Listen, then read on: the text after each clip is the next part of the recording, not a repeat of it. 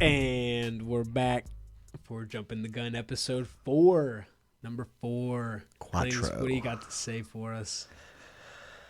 Where do I start with these birds? Yeah, so we're coming to you live after the Monday night game between the Eagles and the Falcons, where the Falcons just won by a singular point in nice fashion at Great the game. link. Good win for Atlanta. We're recording tonight because Clings is going to be on vacation next week. Yeah. Going back to Arizona for a week. So we're going to give you a nice raw reaction from this Eagles game. That's the plan. And we also have a Top Tuesdays for you. So we talked about it at the first show. Top Tuesdays is going to be, we're just going to do a top 5 list or top 3 depending on the category. Could be sports. Hopefully later on as we get more followers, we'll get more suggestions. So just top list that we can make to go back and forth on. I'll bring mine and he brings his. Fast food's another good one. Yeah, we're gonna just definitely other random be doing. stuff. We'll be releasing it on Tuesdays when the episodes come out. And it's basically Top Tuesdays, any Tuesday with the number 2 in it, whether it's 24 for this week. Tuesday. 27, or if it's the 2nd, 12th, yada, yada. We'll do a top list, something different every week. So let's get into it. That Eagles game, what do you got for us? I got to keep letting that air out. There's a lot of frustration building.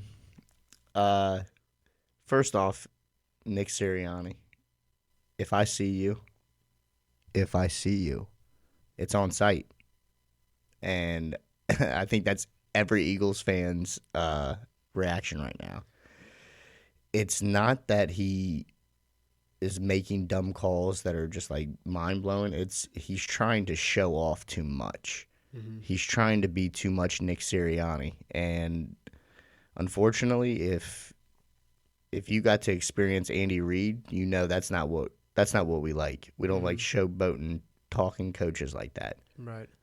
It's not a good look, especially when you're fumbling the bag multiple times. What was that stat that you seen that popped up at the end? They have blown now, I think it's 4 leads the last 2 years within 2 minutes of the game. Yeah, that's the number. That's it's tied most in the NFL with the Ravens. I believe it didn't say who it was, right. But I'm pretty certain. No, but 100%. That's a stat I don't want as a fan. No, associated with us. And back to it, I think Nick Sirianni is just. I think that's ultimately what happened tonight. We cheddar bobbed ourselves. I mean, we shot ourselves right in the gonads. Yeah, that call.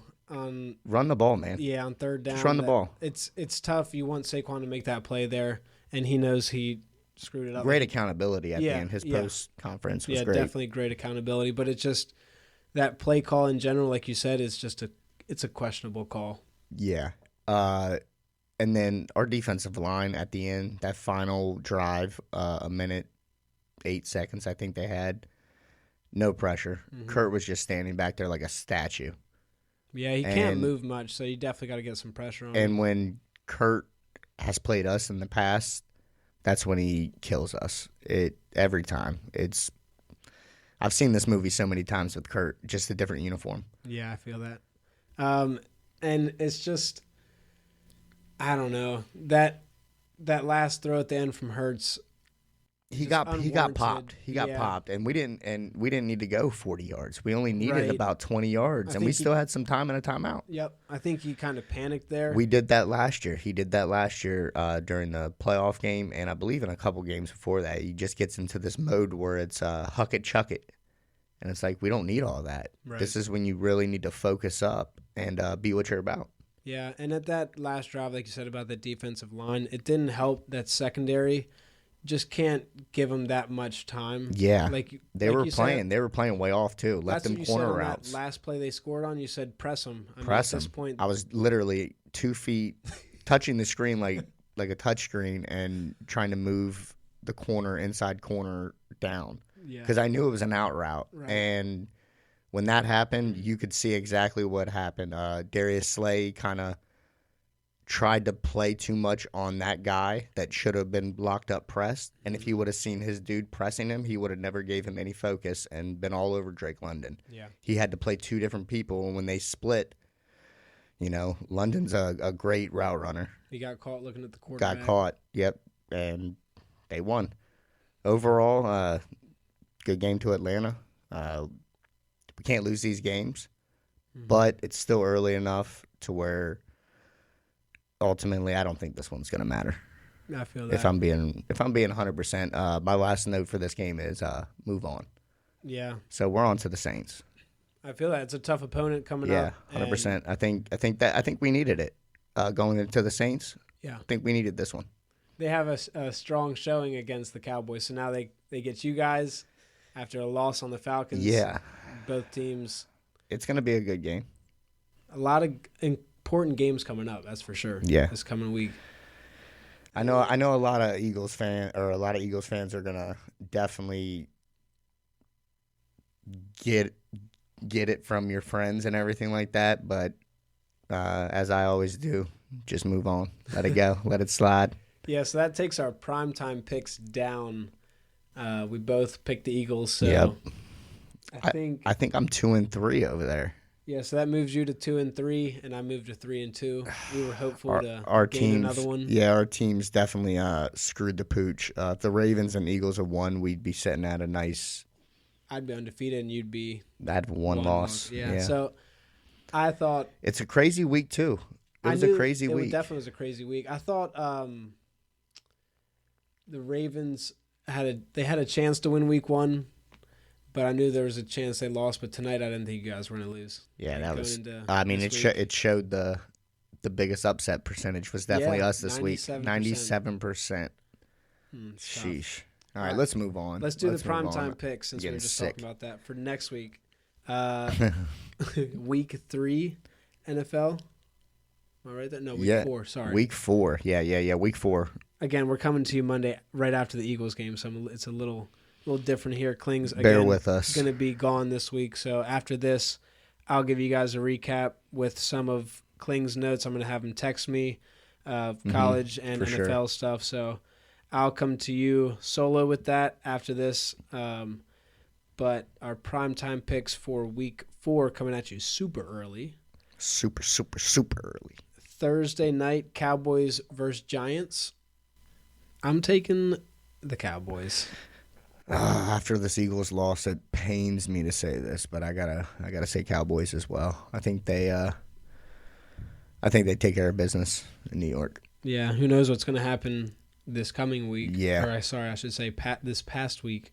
We don't know what happened, but hopefully the Ravens beat the Cowboys. Yeah, hopefully they're hungry for a win in New York. And so that'll take us to the Sunday night game, Bills at Ravens. I think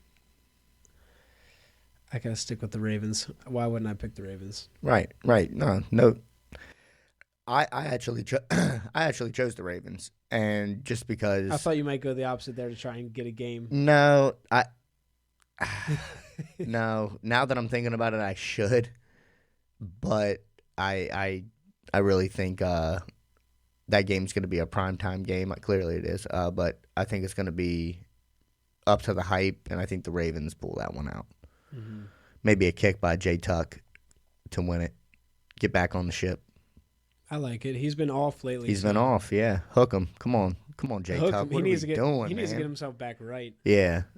And then the last game, the Monday night, Seahawks at Lions. Who'd you take on this one? I took the Lions.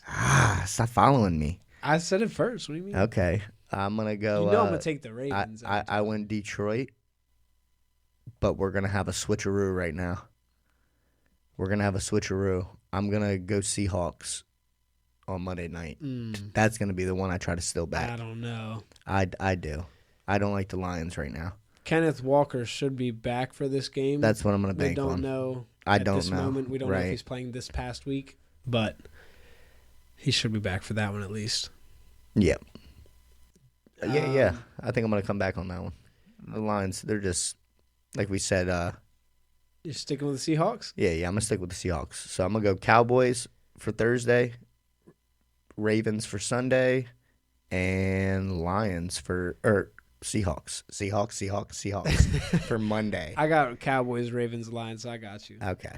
Yeah, I got to get at least one back on you. I don't know. I should almost take the Giants. Oh, hell no. No. I mean, you can if you want. I do not advise on that, brother. Oh man. No.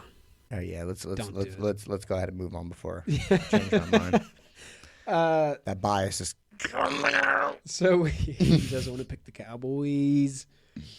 Let's do that top Tuesday. So this is gonna get interesting. Go ahead and take us into dive in. So this episode's top Tuesday that we're bringing to you is going to be our top 5 safeties. Now, when we say that, it can be all time, but me personally, I like to keep it within what I've gotten to witness, like basically my time frame, like what I've gotten to watch. I do appreciate watching a lot of old school players and their highlights and stuff on YouTube and other clips and all that and doing the comparisons. But for me personally, I just can't compare something that I've seen with my eyes to something that I'm watching just being taped. And you got to think you're not getting their bad plays. You're not getting when they goof up, when they messed up. You're just getting their solid, highlight tapes. So yeah, so my top 5 is definitely gonna just be my era. So from early 2000s to now.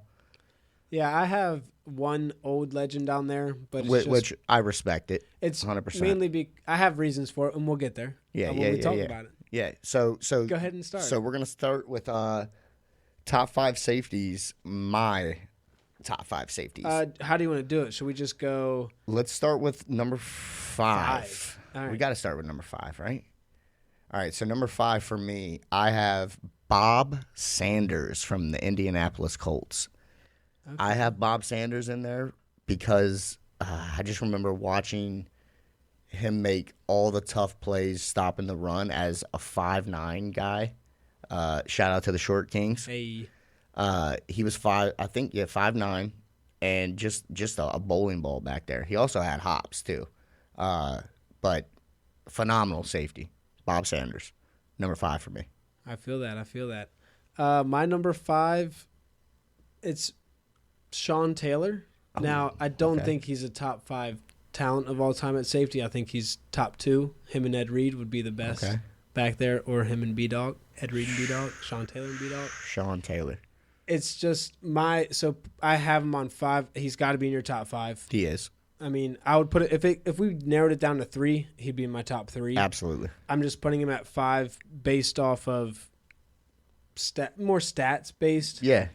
I loved Sean Taylor, the U, obviously. The year he passed, he was having he was a stud, and he was going to be unreal year that year. The year that he died. He was having an unreal year. I think he had already 6-7 picks, and it was only week 7. Yeah, he's a dog. Yeah, and he would have been one of the best of all time. So, R.I.P. Sean Taylor. There are other reasons I had him at 5. Like I said, more statistic based. Yeah, and love Sean Taylor, but he's got to be in there for sure. Yeah. You have to put him in there. So I'll go to my number 4.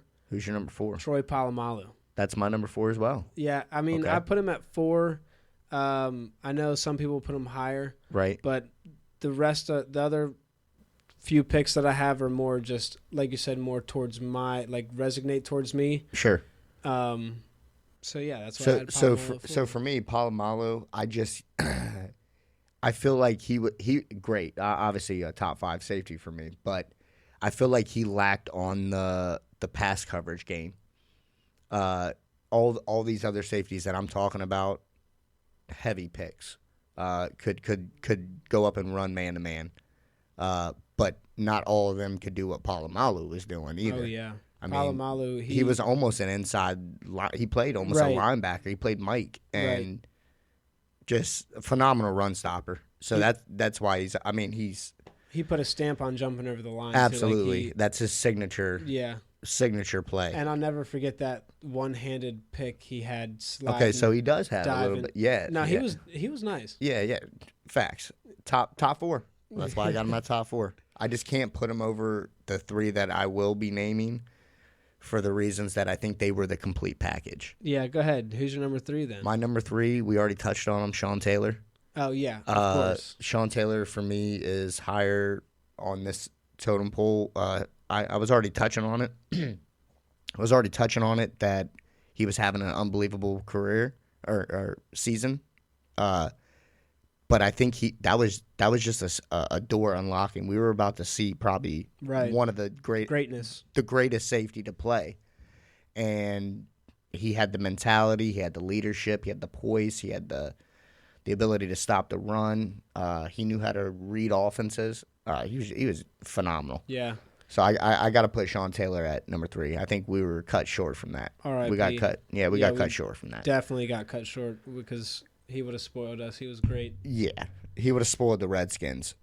Yeah, absolutely. That's for sure. They had a great defense back then. They had London Fletcher, Sean Springs. Mm-hmm. Who was the LSU safety that came in and played right next to Sean Taylor? Landon Collins? No, not Landon Collins. He big guy. Was there, but... He was huge. This dude was huge from LSU. Landon something. Someone to help me out with that. Yeah. But anyways, let's move to number 2. Who you got? I got your guy, Mr. B. This is where the bickering starts. Fasten your seatbelts. I think, personally, more people would side with me based off stats. So, I'm assuming number 2, you have Ed Reed. Ed Reed's number 2. And I have the greatest safety of all time at number 1, Ed Reed. Ed Reed's number 2 for me. Yeah, he's Go number ahead. 1. Okay. I clearly have B-Docs. So, anyways, number these 1. 2 guys, they're obviously in my top 2. Uh-huh. Is he your number 2? Docs 2? Docs my number 2, yeah, B-Docs. Okay, so right now we have 1 and 2 just flip-flop. And clearly bias plays a huge role, but also statistically you got to give it to Ed Reed with stats, and he showed it out there. He was a highlight reel. Me personally, when I look at that position, that's the quarterback of the defense. Mm-hmm. That's normally where I would want my captain to be. Me personally, I know it's arguable you want middle linebacker. Ray, shout out. Arguably the greatest defensive player to play the game. But B-Docs, he had a different type of leadership. And that was shown all the time throughout all of our defense. The Jim Johnson era of defenses, RIP. It was stout. It was the Ravens, Steelers, and I think Eagles back in that time frame that were just known for... All had good safeties. All had these guys that we're talking about right now. Right. And that's why I think now, that's why you're seeing defenses just some nights just get cooked. You don't have that. You need the position safety is named for that reason. It's your last chance. Yeah. To stop everything. You see everything from back there. Which, talking about it now, I was thinking about the league where we're at right now. We have good safeties, but I just feel like the position itself has fallen off. I feel like in the secondary, the focus has gone more to cornerback recently. Mm-hmm. Everybody trying to get lockdown the best cornerback. Yeah. There are some bright young safeties. Jesse Bates, you mentioned earlier. Yeah, great. Got the game-winning pick. Yeah, he's a dog. He's a dog back there. Kyle Hamilton of the Ravens. Kyle Hamilton's another great. That's one I forgot. Yeah, well, he's still early. But it's early. But he's moving up. Out of the last 10 years, the 2 guys that we just mentioned, Jesse Bates and Hamilton, are already up top. Mm-hmm. Because I just haven't seen a safety like that. Eric Berry a little bit. He was my honorable mention. Yeah. We got to see a little bit of a flash of greatness from that position then, but it died off. It was only one guy. I mean, Eric Weddle, he had flashes. Eric Weddle, that's another good one. Absolutely. He had some flashes. Another honorable mention I had this was like we're talking about watching growing up, old John Lynch. John, that's a name I forgot about. Yeah. So John Lynch, I'd have to throw in the same category as Troy. Like he wasn't known for his pass coverage, but not Troy. John was definitely much different type. Yeah. Palomalu, I think, was more in that the little more he could get that pick in the secondary. Yeah, he can make John the Lynch acrobatic was more, pick or the game saving play. Yeah. But John Lynch was that guy that came up in the box, hard nosed, it didn't care if it was a fullback, running back. I'm eating it. I'm getting you. Yeah. Yeah. John Lynch was the guy. The thing with Ed Reed and Palomalu and B-Dawk, I feel like Ed Reed and Palomalu are very different type of safeties, and B-Dawk's kind of a nice blend of both. So that's why I have him at number 1. Yeah, I debated on putting Palomalu at 3, but you have to. I couldn't do it over Ronnie Lott. So the thing with Ronnie Lott, what I was going to say to you is, I played NFL Street growing up, and he was on NFL Street, and he was a dog. Yeah. So I just remember playing with him, and then once I learned his name, and I was like, this dude's a legend, watch videos and stuff. And every time you look up top safeties, he's the one guy that just stands out. Right. And you're just like, who is this guy? And you hear the stories of, like, the Super Bowl or whatever it was, cut off his pinky. Yeah. And whatnot. Like, you just hear stories like that. Yeah, like, you got to give him respect. Yeah. Right. And he would, and if you told me I had to give a top 5 all time, none of this, you weren't alive to see BS, I'd have to put Ronnie Lott up in there. That's just the reason I have him in there, just from like nostalgia. I get it. And you have to. If I think of greatest safeties, he always pops in my head. Right. I can't erase the history just because I didn't see it. Fair. Good point. Yeah. And I don't know. There's so many good safeties, but it's just, like I said, the position has fallen off. I feel like there's been so much more focus on cornerback. We just lost that. I think once these cornerbacks started coming out that were more lockdown animated, they were more animated. You know what? I feel like it's more because the wide receivers, I mean, people are getting faster, bigger, stronger. You need someone on the other side to match that. Yeah. On one-on-one, like man on man. The game's evolving. Yeah. No more of this set back and wait and pop somebody coming over the middle. Right. Because by the time you come over to pop him across the middle, he's done. You're gonna either get a flag or he's done burned you. Yeah. Because these guys are running 4.4s, 4.3s. Getting crazy with it, bro. Anything else that we need to?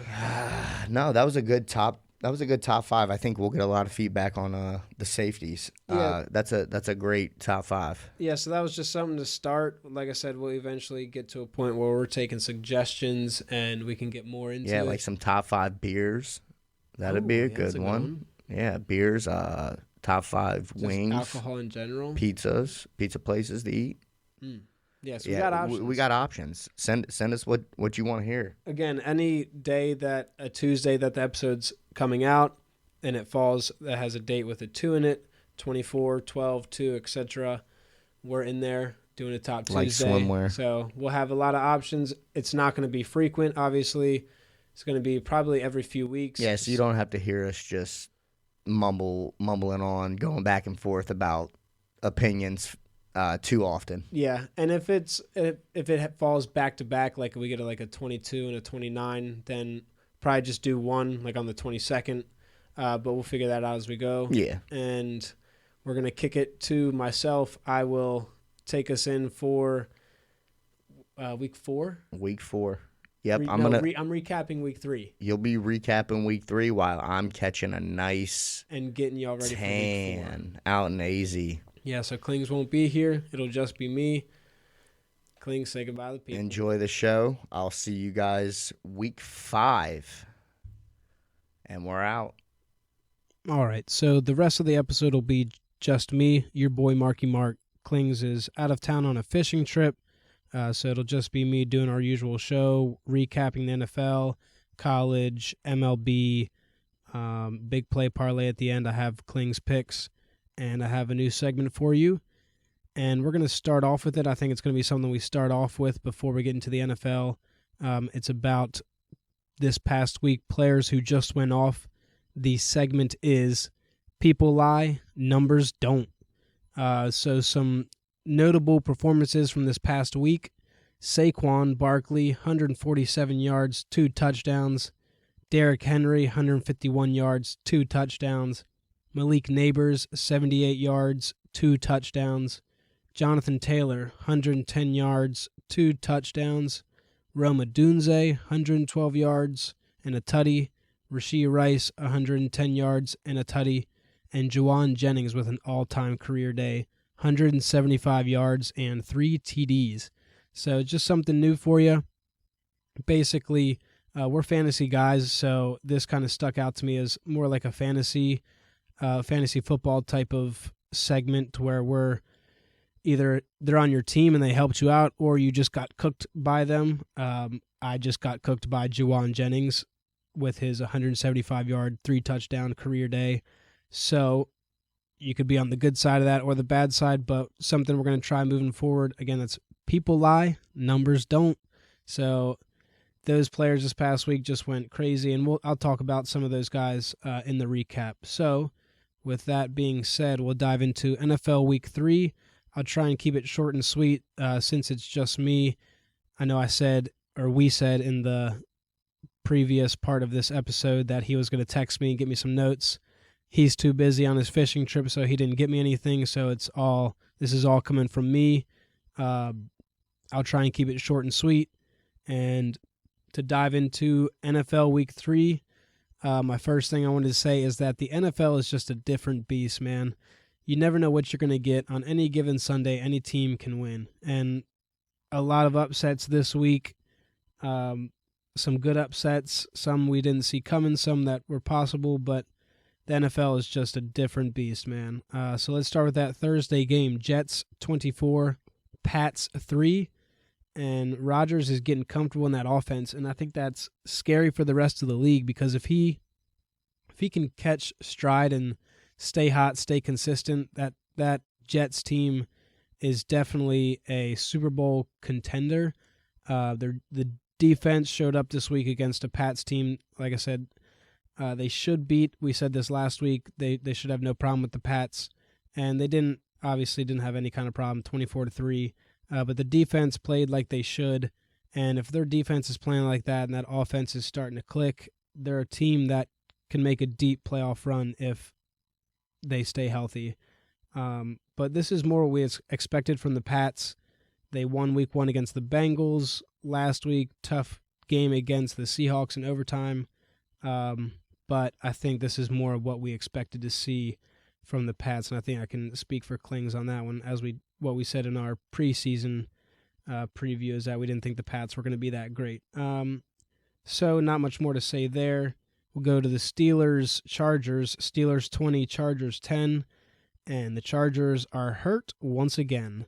Herbert's hurt, Joe Alt's hurt, Bosa is hurt. So they're looking like what the Chargers usually do, get hurt and try and figure it out. But on the other side of that, they lack offensive weapons, and I think it caught up to them this game. Going against a good Steelers defense, I think they exposed that.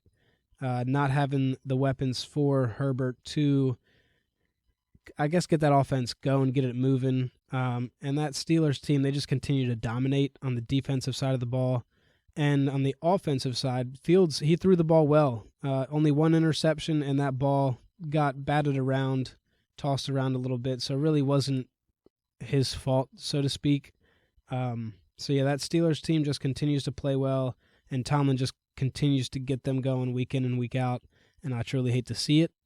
But what are you going to do? They're 3-0, first in our division, so they're sitting comfortable where they're at, but not for long. We'll see how that goes. Next game, Vikings 34, Texans 7, and in Diggs' return to Minnesota, he had a nice little outing, 10 receptions for 94 yards. But the other side of that, the Vikings defense, they look legit. I mean, they showed up, and I think a lot of their question going into this year was, will Sam Darnold be able to get that offense going? We didn't know who was going to play quarterback at the beginning of the year, whether it was him or McCarthy. McCarthy goes down, Darnold steps in, and he's done a great job of just getting Jefferson the football, keeping that ball moving. Aaron Jones continues to play well. He had 19 rushes for 102 yards. So that offense is playing well, and that defense is just clicking right now. So for them to be playing the way they are, I think they should be very pleased. They're also 3-0, so props to the Vikings. On the other side, I think it's concerning to see the Texans' offense struggle with these weapons. They have Diggs, Collins, Tank Dell. Mixon's hurt right now, so they had Cam Akers this week, but still, those three weapons at wide receiver, and Dalton Schultz is a decent tight end there. It's concerning to see them struggle and only put up 7 points. Again, props to the Vikings defense. They played great. I mean, they looked legit, but still, for the Texans' standpoint, not what you want to see from that offense. And then next 1 o'clock game, Eagles 15, Saints 12. Now, Saquon continues to just eat. I already said his numbers, 147 yards for 2 touchdowns, just another unbelievable day. He looks like he's got a second life in that Eagles uniform, so I know Eagles fans are very happy to have him. And again, you heard Clings talking about it with that Falcons game. Just questionable play calling from Sirianni once again. I feel like he wants to be aggressive, but at some point you got to look in the mirror and say, hey, stop trying to do too much. Let's take some points. I know he's going for it on some 4th downs where people say don't. So I think he's just getting a little out of his mind, trying to get into his bag, but it's just not. It's the wrong bag. He's grabbing the wrong bag. But the Eagles defense, they showed up. They slowed down a team that has been a high-powered offense, so that's very positive for the Eagles fans. I know their defense has been sort of a struggle, so to see them step up against the Saints, again, Saints have been pretty high-powered offense to start the year, so for the defense to step up, you like to see that as an Eagles fan. And Dallas Goedert, we don't know much more about Devontae Smith. I haven't looked today, but I'm assuming it's a concussion. Might be able to play next week, but Goddard with an all-time clutch play, stepping up when he needed to, and setting up the Eagles to win the game there at the end. That was a really nice play there. They needed him to step up with Devontae Smith going down. And the next game, one of the upsets. Well, I had it as an upset. I didn't see this happening. Broncos 26, Bucks 7, and Bo Nix. He's low-key mobile. I mean, he's not afraid to pull that thing down and run, so trying to make plays, a rookie trying to make plays by himself, he's doing it. And the Bucs offense just didn't show up. Baker only 163 yards passing. So I don't know if that shows a lot from this game. I think the Broncos just showed up and the Bucs didn't. I don't know if there's much more to that. But it's interesting to see how the Bucs look Broncos and Bucs. It's interesting to see how they look going forward. But it's a bad outing by the Bucs, and I don't think that's who they are. Again, I think the Broncos just showed up, but the Bucs didn't. So we'll see moving forward what those two teams look like.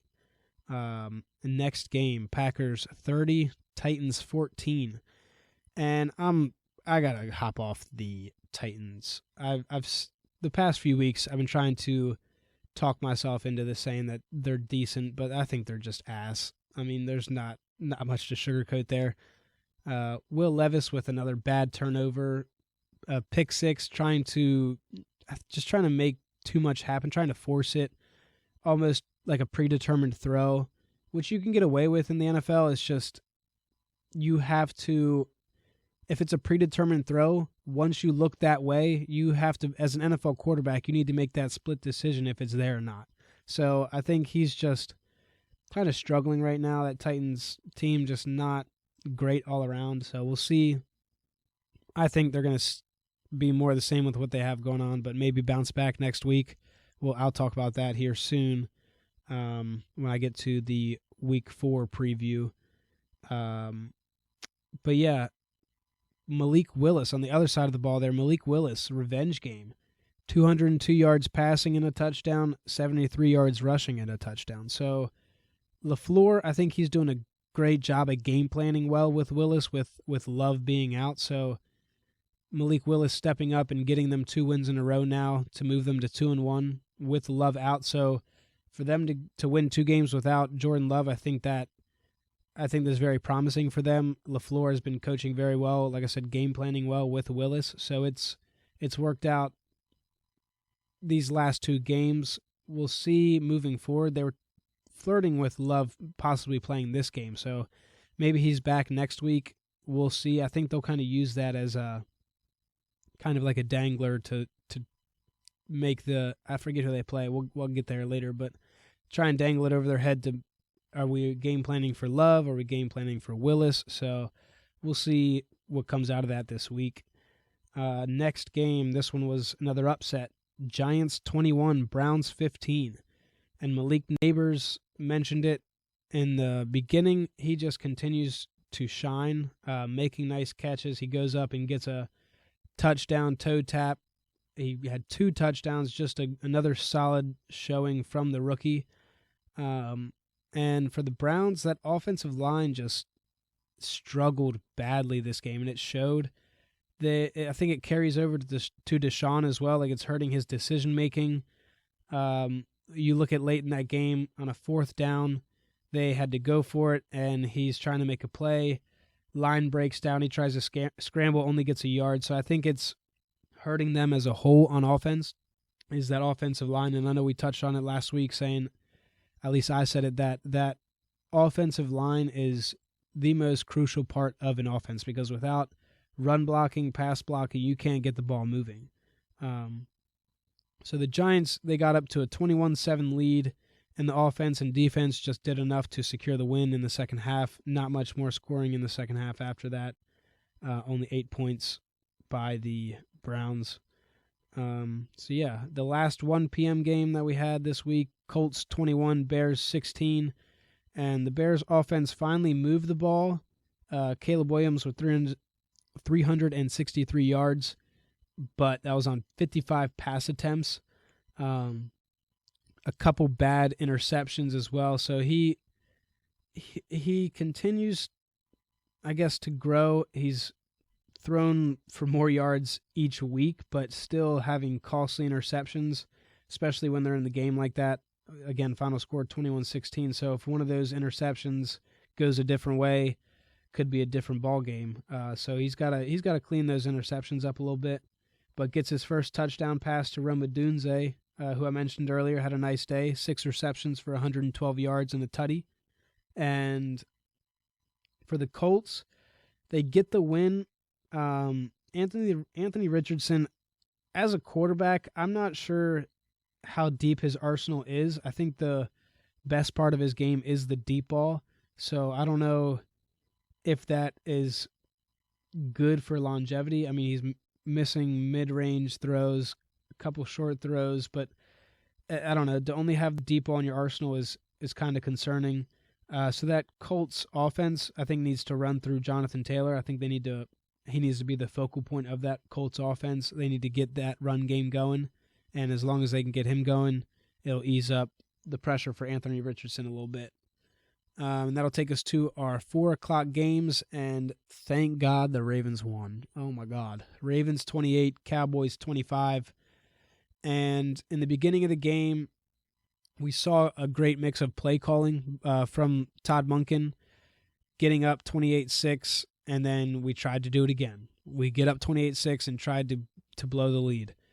And I don't understand why we do this. We get up a huge lead, and then all of a sudden we just get off the gas pedal. Like, put your foot on the gas, put your foot on their throat, and just keep the ball moving. If you have a game plan that was working, why get away from that? They had creativity with Derrick Henry on the field. We talked about it last week, getting some creativity in that offense. We finally saw some screen plays with Henry, some play action. I think it's just, when you get that game plan that starts working, why go away from it? I'm not worried about turning the ball over. If we turn the ball over trying to make plays, so be it. But I think it hurt us getting off the gas and trying to just coast into the win instead of just staying on the gas and trying to bury them. And Dak, the second half, he was moving the ball around well. He found 11 different players had a reception, so he was really spreading the ball out good. And he continues to throw the ball well. He had 379 yards, 2 touchdowns, and no interceptions. So I think it's something to build on for the Cowboys. They got that offense going in the second half, but on the other side of the ball for them, the Cowboys' defense is just most concerning at this point. Going into the season, I think we said this last week, we thought that the Dallas defense would carry them and be what keeps them in games. Sort of what's happening in Pittsburgh right now. Defense is more of the story there. So I think we thought Cowboys' defense would be a little more promising. Obviously, you have Dak and CD with that nice connection there. But defensively, you thought that was going to be their strong suit. So I think it's concerning moving forward. Micah Parsons is probably the only bright spot of that defense at the moment. So they have a lot to build on and work on. Next 4 o'clock game, Panthers 36, Raiders 22. Andy Dalton shows up Bryce Young. Just a really bad look for Bryce Young. Andy Dalton had himself kind of a day, 319 yards and 3 touchdowns. So the Panthers offense cooked him up, cooked that Raiders defense. I know Antonio Pierce, a defensive guy, is going to be absolutely pissed this week. So, again, really bad look for Bryce Young. If he's supposed to be your future and Andy Dalton comes in and puts up 319 yards and 3 touchdowns, it's just tough to sit there and be Bryce Young and watch that happen. Pretty much watch Andy Dalton take over what's supposed to be your team.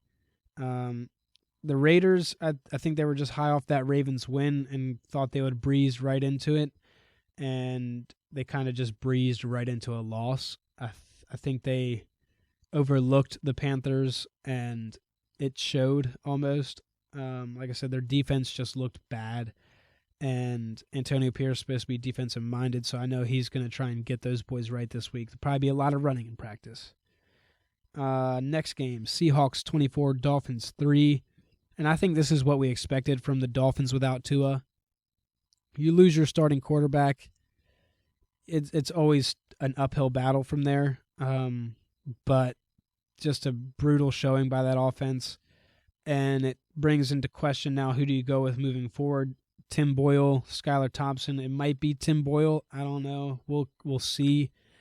Tua was put on IR last week, so he's out the next 3 weeks, 4 weeks total. So got put on IR last week. Obviously, it's been a week, so 3 more weeks till they reevaluate that situation. So I don't know what the Dolphins have to look forward to. They have to scrap out some wins, kind of like what the Packers are doing, but I think, I don't know. They just have a lot to figure out. And again, who's going to play quarterback? Tim Boyle, Skylar Thompson. Not great options, but you got to do with what you got, you know. And on the other side, Seahawks, Geno, he just continues to cook. And I kind of slandered him to start the year, but he continues to play well. And they also have played mediocre opponents defensively. I mean, you had the Broncos, Pats, and Dolphins, all the defenses towards the lower half of the league. So not crazy like that he's putting up these numbers, but still got to give him props. He's playing well and getting his playmakers the ball. DK with a 71-yard touchdown. He is just too damn big to be that fast. I mean, to have breakaway speed like that at his size is pretty damn impressive.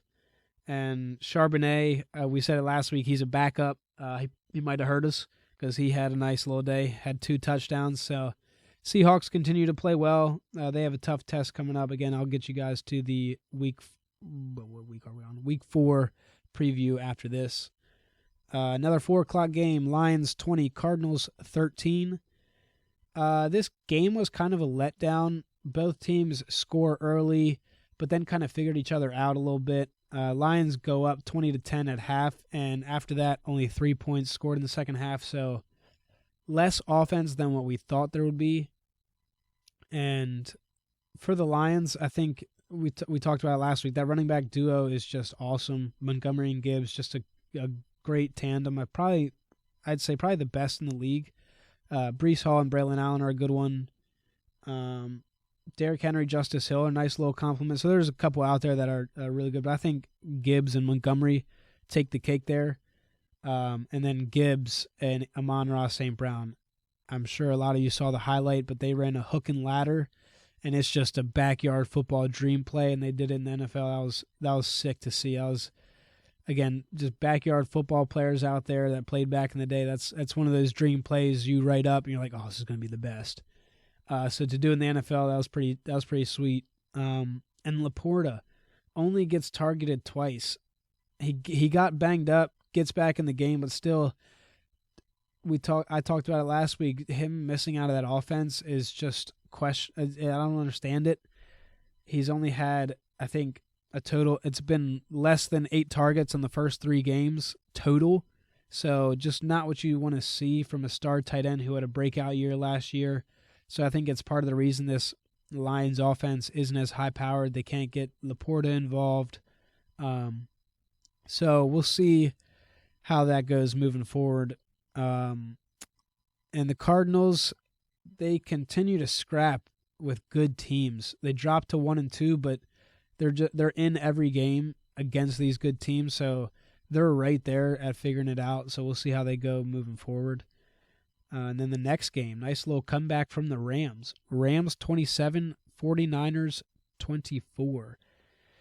And the 49ers, they blew a 10-point fourth quarter lead. I know a lot about that. The Ravens are well known for doing shit like that. So on the other side, McVay doing whatever it takes to win, doing fake punts.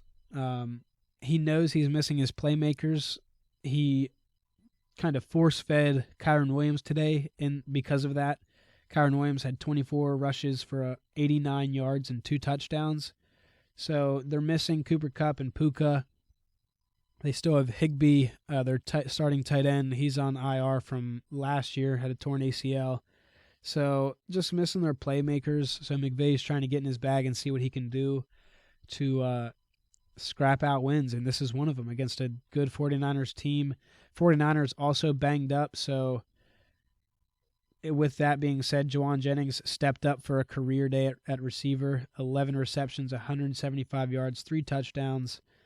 And I think going back to it about the 49ers, it's a concerning 1-2 start. I mean, that's 3 games that you were in and you could have won, and you dropped to 1-2.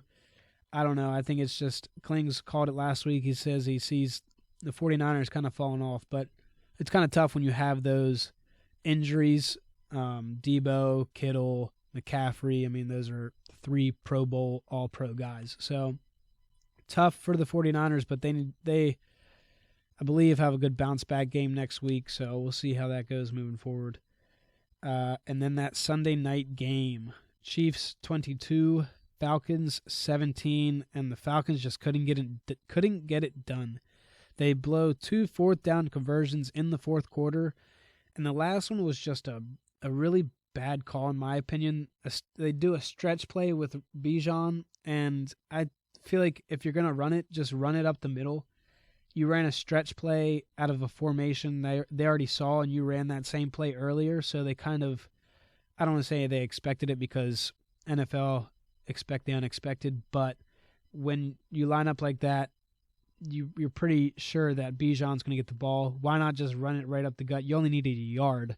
So to run a stretch play and let the Chiefs' defensive line and linebackers kind of penetrate, just not ideal. I think it was a bad play call. But for the Chiefs, Rashee Rice continues to be a consistent target for old Mahomes. He had 12 receptions, 110 yards, 1 touchdown. So he's stepping up as Travis Kelce continues to be quiet, only 4 receptions for 30 yards. And I'll say it's kind of scary that the Chiefs are 3-0 with Kelce really not doing much to start the year. So props to the Chiefs getting to 3-0. They've had some tough games, tough opponents, and they've come out on top in all 3. So I got to tip my hat. Andy Reid's getting these boys playing. And again, it's scary when Travis Kelce is not involved in their winning games, moving to 3-0. So that'll take us to the Week 4 preview. So that Thursday night game, Cowboys at Giants, and it's got to be a get-right game for the Cowboys. I got the Cowboys in this one. I just don't see them losing it. I think it's a get-right game. You got a Giants, a lesser of opponent, but Cowboys just need to step up and get back on track for what they're looking for this year. Again, they need to get that offense going, and hopefully that defense can slow down Daniel Jones and Malik Neighbors' connection. So look to see the Cowboys bounce back and get right with that one. Broncos at Jets starting our Sunday 1 o'clock games.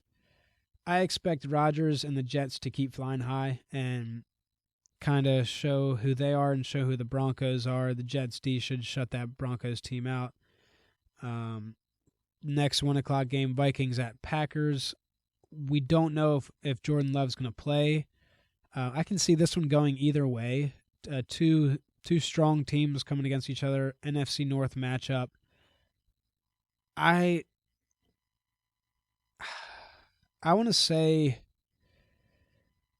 the Packers will win this one, but again, I can see it going either way. The Vikings defense playing really well, but I think like I said earlier, they're going to use that will Jordan Love play, kind of dangle it over the Vikings' head, so they don't know exactly who to game plan for, but we'll see. Again, I can see it going either way.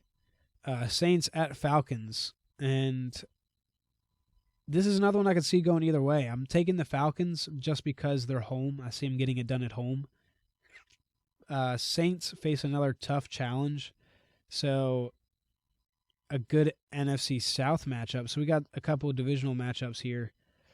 Not much more to say on that one. That'll be a good game to watch. Vikings, Packers, Saints, Falcons. Those are two good ones. That 1 o'clock slate. Another good one.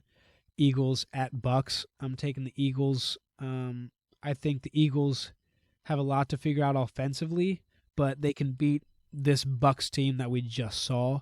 So if the Bucks show up, going to be a really good game. Either way, I think it's going to be a really good game, but I see the Eagles coming out on top. Bengals at Panthers.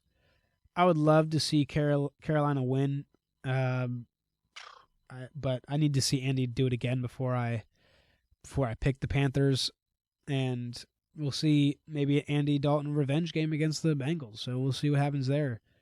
But I'm taking the Bengals there. Jaguars at Texans, and I'm going to take the Texans on this one.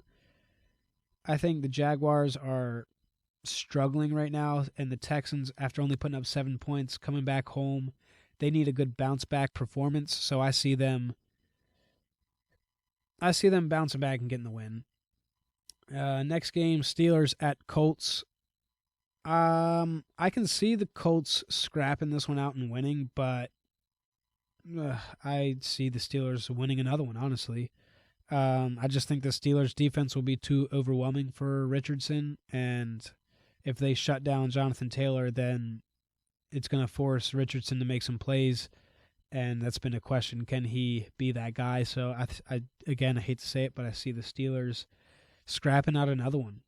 And then the last 1 o'clock game, Rams at Bears. Thrilling win from the Rams this past week. I think they carry that into Chicago. I'm gonna say the Rams win this one, mainly because of coaching. Eberflus has been pretty bad for the Bears this year at coaching, and in all directions, challenge plays, game planning, you name it. So I just think McVay outsmarts Eberflus in this one and gets the win for the Rams. 4 o'clock games. Commanders at Cardinals. Cardinals coming off a bad showing against Detroit. I look for them to bounce back as well. Right now, I'm watching these Monday night games, and Commanders are currently winning against the Bengals, which I love to see. And the Bills are destroying the Jags 34-3. Good God. But yeah, I see the Commanders. I mean, they're playing well right now, but like I said, this Cardinals offense just had a bad showing against Detroit, so I see them kind of rejuvenating themselves against this Commanders team. Patriots at 49ers. this is that bounce back game I was talking about when I was talking about the Niners earlier. Offense and defensively, I think they need to have a good game to do so. Not to beat the Pats, but for themselves, I think they need to have a good showing offensive and defensively, so that way they can get their confidence back and get their swagger back and kind of roll forward with it. I just don't see the Pats putting up much of a fight. And then the Browns at Raiders. This one, I am sick, by the way, so if I sound a little nasally, I apologize. I'm trying to stay clear here. Browns at Raiders. Who's hungrier? That's what I have here. I don't know. They're both coming off bad losses. Browns, Raiders both kind of got upset this past week. I think the Browns are a better team, so I'm going to take the Browns, but it's going to come down to who wants it more, really. I mean, I just think the Browns are a better team, but Raiders could scrap this one out. Chiefs at Chargers. Herbert is banged up. I don't know if he's going to play. The Chargers in general are just banged up. So I see the Chiefs probably moving to 4-0. I'm taking the Chiefs. Herbert's banged up. Bosa's banged up. Joe Alt's banged up. Derwin James is suspended. So there's just a lot going on with that Chargers team. So I see the Chiefs continuing to roll. And then Sunday night, Bills at Ravens. The Ravens get a tough test at home, but who would I be if I'm not going to take my Ravens? So you already know what it is. Go Birds. Monday night doubleheader. First one, Titans at Dolphins. I don't even know. I mean, this game's going to be who sucks less, I guess. I mean, I really don't know where to go with this one. I'm going to take the Titans because I don't know who's going to be quarterback for the Dolphins, but the Titans, they have to win eventually. So I've been picking them the last couple weeks. I guess I got to do it again and hope I'm right this time. So yeah, next, another Monday night doubleheader. Seahawks at Lions, wrapping up the Monday night game. Seahawks really haven't been tested. I see the Lions winning this one. They're at home, have a good home crowd, good home field advantage. So we'll see moving forward how this Seahawks team looks, but this is a good test for them. This is another game I could see them winning, but I think the Lions just do it at home this week. So our primetime picks, I have Clings picks here for week 4. I think we talked about it in the first half of the show, but I'm going to recap them for you. I have I believe a 2-game lead. I don't have the paper. It's over at Kling's house. So this week I took the Cowboys, Ravens, Lions, Titans. Klings took the Cowboys, Ravens, Seahawks, Titans. So another game there for him to either pick one up or drop another one. So we'll see how that goes. And that'll take us to NCAA, to our student athletes. All right, so I'll start with, I didn't get to watch a whole lot of college football. Again, Klings is our college football guy, so I'll do my best here to recap. It's not going to be that in-depth. Again, I didn't get to watch a whole lot this week, and I watched Miami, and I watched another couple good games that I'll talk about. But again, not going to get too far in depth with them. We'll start with the top 12, as we have been. So there's no change in the top 4. Texas, Georgia, Ohio State, Alabama, in that order from 1 to 4. A shape up between 5 and 12, though. So Tennessee swaps places with Ole Miss. Tennessee goes to 5, Ole Miss to 6. Miami moves up 1 to number 7. Oregon moves up 1 to number 8. Penn State moves up 1 to number 9. Utah moves up 2 to number 10. Missouri drops 4 from 7 to 11. Michigan moves back into the top 12 after a solid victory against USC as they round up the 12th spot. So that drops USC out of the top 12 to number 13. So that was a good game. I'll touch on that one in a minute. But Miami stomps South Florida 50-15. And Cam Ward just continues to shine. Over 400 yards passing. I don't have the stats in front of me. I know he had at least 3 touchdowns. Just another great outing from Cam Ward, keeping him as the Heisman favorite. They started the game kind of slow. They went into halftime 22-15, but then after the half, Miami just takes over and pitches a second half shutout for the defense and put up, let's see here, 28 points for the offense. So 28-0 second half. Again, they won 50-15. Just another solid showing by them against a team they should beat. They have Virginia Tech coming up next, coming to Miami. So a little tougher opponent, but I see them, continuing to roll. And that Michigan USC game, Michigan wins 27-24. Michigan really just ran over all over USC. Alex Orji only 7 of 12 for 32 yards passing, so they really didn't ask him to do anything at quarterback other than hand the ball off. Their running backs Mullings and Edwards rack up all 3 touchdowns, and as a team, again, they just pounded the rock against them, rushing 46 times for 290 yards, averaging 6.3 yards a carry, so just running it down USC and breaking them down, moving them to number 12, dropping USC out of the top 12. Another good game, didn't get to watch, so I'm not really going to comment on it, but Utah 22, Oklahoma State 19. Utah continues to look good, solidifying their top 12 right now. I think they have a couple tough tests coming up, so we'll see if they hold that. I think they're at number 10, I guess if I said that right. Yeah, number 10. So we'll see if they hold that spot. The other game that I wanted to touch on was Tennessee 25 and Oklahoma 15. The game was never really close. I know it's only a 10-point win, but the game was never really that close. Tennessee jumped out to a 19-3 lead and kind of coasted to the win. Again, Nico didn't have to do too much. He got them going early, but after that, they kind of just ran the ball, controlled the game, and didn't ask him to do a whole lot. He didn't need to do a whole lot. So another strong showing by Tennessee. And a look ahead to Week 5. A few good matchups coming up. You have number 2 Georgia and number 4 Alabama. So that is a 2 top dogs. Again, that top 4 hasn't changed. So I'm assuming it will after this week because you have the 2 and the 4 playing against each other. I doubt it'll be enough to drop either of them out of the top 12 because they're both top 4. So we'll see how it shapes up, who wins, how they judge it. It'll be interesting to see how they view this game and how they line up that top 12 after this. Other 2 good games, number 15 Louisville at 16 Notre Dame. Louisville trying to strengthen their resume to try and get in that top 12, and Notre Dame trying to just stay alive. They already have a loss on the season, so they're just trying to stay afloat, stay close to that top 12, maybe try and give themselves a shot at the end of the year.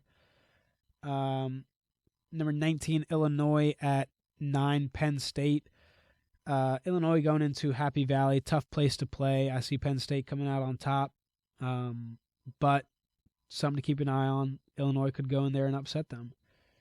So that'll wrap up the student-athlete talk. Let's talk some bats. I'll get you guys up to date with what's going on around the MLB. Shohei Ohtani is 1 of 1. He is just a freak. Makes his own club. They didn't even have this before. 50 home runs, 50 stolen bases. The first player in MLB history to achieve this. So, again, just a freak making unbelievable stats come to life. Again, 50 home runs, 50 stolen bases in a league of his own. And he does it in dramatic fashion. The game he did it, he had 3 home runs, 2 stolen bases, and 10 RBIs. So, again, just an absolute animal. And he's not even pitching right now. The guy can pitch 100 miles per hour. So he is, like I said, a 1 of 1. Some stuff going around the league. The Reds fire their manager after a year. They fired him after giving him an extension a year ago. So give him an extension a year ago through 2026, and then I guess decide, you know what, you're not the guy for the job. See you later. So he's out. The O's option Craig Kimbrell. Thank God they send him down.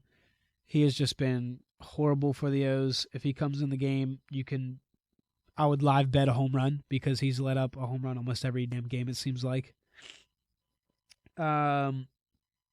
Richie Palacios, shout out to the boy. He is coming back from the IL for the Rays. Buddy of mine I played with at Towson. So he's coming back from a knee injury. Hope he plays well, gets back right. Shout out Richie. And now my O's. So this past week has been absolutely brutal for the Orioles. O's now 6 games back with 6 games to go from the Yankees. Looking like we're going to be a wild card team. I mean, again, 6 games back with 6 games to go. There's pretty much no way that happens. We'd have to sweep everybody. We have 6 games or 2 series left, one being against the Yankees. So we'd have to sweep them, and then the Yankees would have to also lose, get swept their last series. So again, just probably not happening. I'm going to jump the gun now and say it's not happening. So we're looking to lock up that first wild card spot, and we have a 4-game lead for it. So sitting pretty comfortable there. We're definitely going to be in the playoffs. I think the magic number to get in is, I think, down to either 1 or 2, so really close to clinching. And we'll see how the rest of the wild card race for both sides wraps up. So I have it here.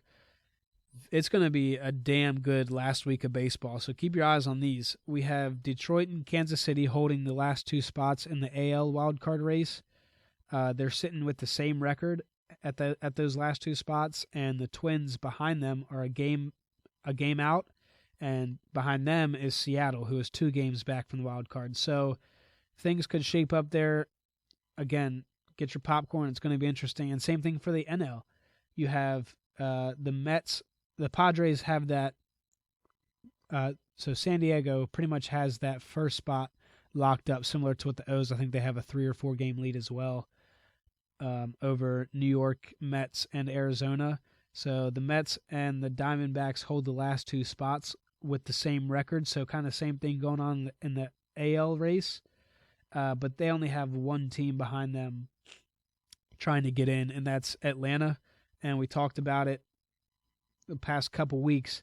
Atlanta and New York Mets have a huge series starting tomorrow, or I guess starting today if you're listening on Tuesday, to see, I mean, really, Mets 2 games back from, Atlanta 2 games back from the Mets, so they're looking to at least take 2 out of 3 from them to take that last spot in the wild card race. And again, if they do, get your popcorn ready. That last series, this last week of baseball is going to get interesting. So we'll see who comes out on top and who thrives. Not much more to say. I hope I didn't bore you guys too much. I tried to keep it short, sweet. Again, apologize if I sound nasally, if I'm a little mumble-jumbled, a little getting over a cold here. But we'll wrap it up with our big play parlay. And Clings had a nice showing last week. Both of his guys scored. My guys won. Josh Jacobs, he got close. Brock Bowers and that Raiders offense, that was just a horrible pick. I apologize for that. I thought they were going to do a little better. I thought Brock Bowers gets in the end zone first time. Nope. It might be this week.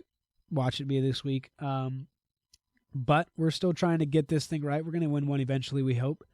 My picks this week to get into the end zone: CeeDee Lamb against the Giants, and James Conner, who do they play?